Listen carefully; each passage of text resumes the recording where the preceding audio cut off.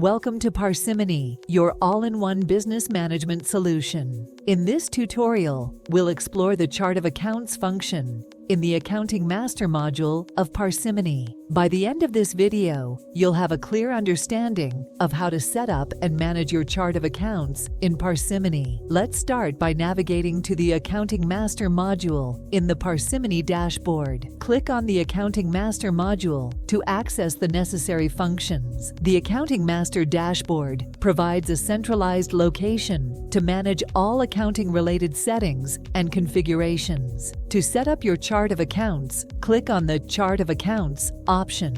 This is where you define the structure of your organization's accounts. In the Chart of Accounts form, you'll find a hierarchical structure of your accounts. Let's go through the process of adding a new account. To create a new account, click on the New button. This will open a new account entry form. In the account entry form, you'll need to fill in several fields to define the characteristics of the account. Start by entering a descriptive name for the account in the Account Name field. Make sure it accurately represents the purpose of the account. Next, select the appropriate account type from the drop-down menu. This categorizes the account based on its nature, such as asset, liability, equity, income, or expense. If the account belongs to a specific account group, select the parent account from the Parent Account drop-down. This helps maintain a hierarchical structure in the chart of accounts. If the account serves as a group for sub-accounts,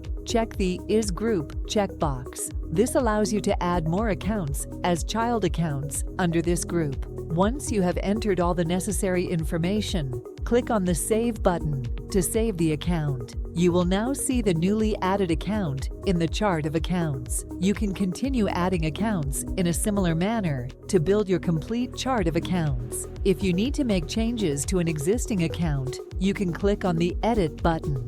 Likewise, if you wish to remove an account, you can use the Delete button.